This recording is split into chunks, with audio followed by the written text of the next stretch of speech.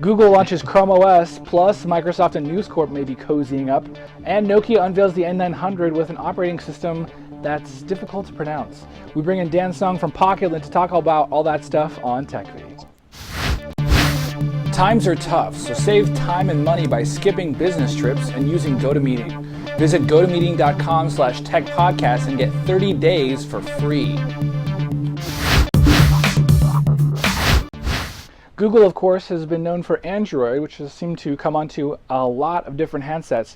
And now the company, of course, jumping into the netbook space with Chrome OS, which is essentially a desktop browser on a notebook of sorts. So the operating system is just the web browser. Dan, what's your sort of take on Chrome OS? It seems like Google's trying some interesting things here. Some people said it's not going to work. Some people are really excited about it. What's your kind of take of this? Well, I think when they first announced it a while back, I had the idea that it was going to be a big kind of desktop, I mean, very light, but very much for a desktop computer. But that appears that's really not the aim of it, that it's very much a secondary operating system for a secondary, well, sorry, primary operating system, but for a secondary machine, so something very light and small, like a netbook or notebook you might carry around. And maybe for that space, I think it might well work. But you can definitely see the limitations of it in terms of it really just being life inside a browser and everything in the cloud. I mean, I don't know, you know, I'm still quite attached to my memory space and my desktop, and I wouldn't want to lose that completely. I mean, I think if you have an Android phone as well, I think it's very, very, very enticing maybe to have a small notebook running Chrome OS. But otherwise, I'm not sure I'd want to start mixing all my OSs up, and I might want to have things all kind of the same. I'm not sure. I've got to say, I'm just not convinced at the moment. Well, and the irony would be that your phone actually would have more power, quote unquote, to be able to run different applications, whereas your laptop would simply just be a really big web browser. I mean, to me, I'm not totally. I mean, there's going to be 2 more years before we really see Chrome OS, I think, as some sort of on a notebook of any sort. And until then, I'm kind of reserving judgment just because I think this is, a lot can change in 2 years in the internet time, and maybe more robust web applications will make this make more sense. I don't know. I mean, is there anything you're sort of waiting for to see with this? What does Google have to prove? Well, I mean, I think for me, the real long road of this is for the trust to really spread about life in the cloud. Yeah. Because that's what this is really saying is don't worry about the desktop, we've got it all covered here for you in the cloud. But everyone still has to really get used to using all the Google Docs, which we do, but in a complete way. Yeah. And having faith of everything you're going to have up there, and maybe even beyond that, businesses as well who are going to take a hell of a lot of persuading. I'm not even sure if it's aimed at them eventually. Yeah, I mean, I don't think businesses will ever be able to really give up their desktop operating systems, which is sort of ironic when you think businesses are the ones who started in the mainframe system, and now they're the ones who really are stuck using desktops. Let's switch gears for a second and talk about News Corp. News Corp and Microsoft seem to be cozying up. Of course, Rupert Murdoch, the owner of News Corp, has always said that he doesn't like Google, so maybe no Chrome OS for News Corp employees. But regardless, now we're hearing that News Corp and Bing might be creating some sort of agreement to essentially license, make it so that News Corp sites are delisted from Google and only listed on Bing. Now, this is obvious. I mean, to me, this is something that is very short-sighted. I feel like people want to search where they want to search, and they're going to keep searching on Google. And as long as 1 or 2 news organizations stay with their indexes in Google, people are still going to find what they want. I don't know, Dan, is that your impression? What's your take on this latest move? Well, I mean, I think you're right about that, but what it made me think of is actually what, in a lot of ways, what a free ride Google has been having. They've obviously, once they've established themselves as the directory for the internet, everyone's going to come to them, and it's rather easy.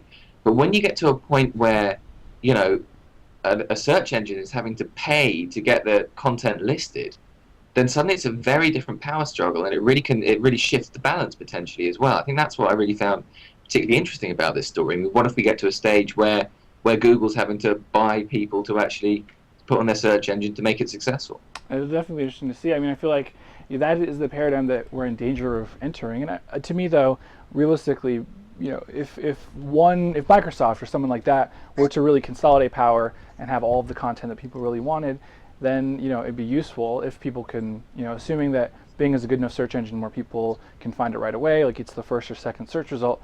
But at the same time, The internet wasn't founded that way, luckily, I feel like. And so people, they're going to find the information they're going to find without necessarily having to worry about, am I looking for something on the Wall Street Journal? I have to go to Bing, or am I looking for, different things? I mean, the internet in its core nature is open, and to sort of put a paywall around that, that's where my kind of red flags pop up.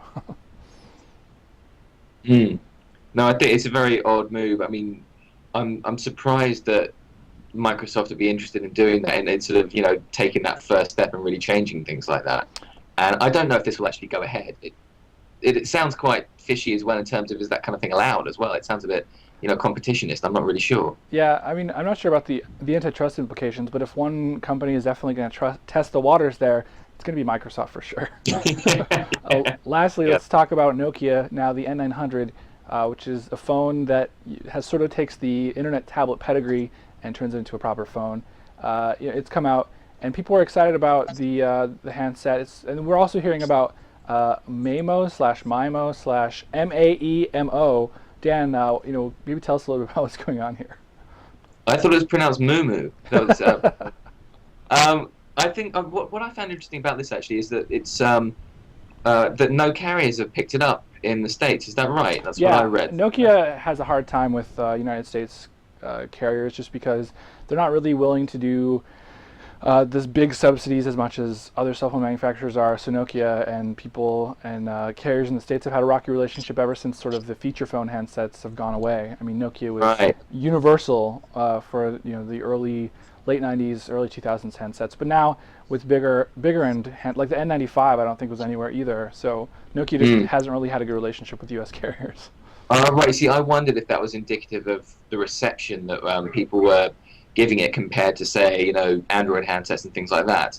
I mean, I 'Cause- think it's definitely a big, huge part because now you're going to compare everything to the iPhone first, and then second the Android handsets, and then third the Palm Pre, and it's just, if you're fourth, fifth, and sixth, or Symbian, and just Windows Mobile and whatever, I mean, those, I don't know if it's even worth Nokia playing in the game anymore. So, Well, I mean, this is the thing that it feels a bit sad actually, because I've always had quite a soft spot for them. I've liked the way they've done their user interfaces in the past, and I found it very easy to use.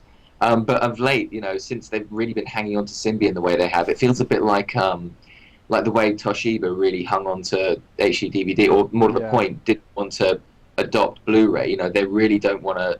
They don't want to let go of Symbian, and they don't want to change to something else and lose their identity, I think. Yeah, I mean, I feel Um, like if it's one of those business moves where people kind of look and they say, okay, well, we've invested all this time and all this money. We can't abandon it now because all that last money we've spent will just be gone. And realistically, like, business shouldn't be run that way. It should be, okay, how are we going to sustain ourselves in the future? Like, you need to be forward looking and not looking at your pocketbook in the past. So, I mean, I don't Yeah, know, Nokia well, I needs think to on really get on the that game. level, though, I imagine what's happening is there's some guy who, it was his job to make that call. He made the call, and he's, really still pushing it, because eventually, if he says, all right, I was wrong, there's a good chance of losing his job. Yeah, definitely. So, the bite tooth and nail.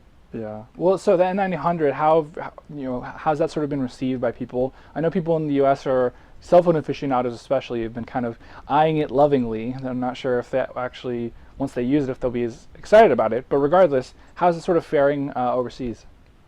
Oh, it hasn't made the big splash because it's just not, these aren't really high profile handsets anymore. Yeah. But that said, there is a definite cult behind the Nokia tablets, and particularly, obviously this being the latest one for quite a while, it's it's a really big thing for that cult out there. And it does actually look pretty good. There's so much touchscreen stuff going on at the moment. It's really nice to have a good looking keyboard like that as well. So I think it's probably a lot better than it's getting the marketing space for, if you see what I mean. Yeah, it's definitely, I don't know. Again, Nokia makes really quality hardware. The booklet is a really solid machine. It's just a little bit overpriced. To me, like, if you're into super good hardware and price is no object, maybe give Nokia a look. But hardware keyboards, I mean, BlackBerry's still champ in my book. So I don't know. I guess we're gonna leave it there. Dan Sung from Pocket-Lint, thanks for coming on the show, like we do every week. This week we're missing Duncan. I think he's on vacation or something. So He's in Iceland. Oh wow, that's awesome. So we'll catch him next week when he's thawed out anyway, or greened out, because Greenland, Iceland, whatever. Anyway. I'm Randall Bennett, and I'll catch you next time. See ya.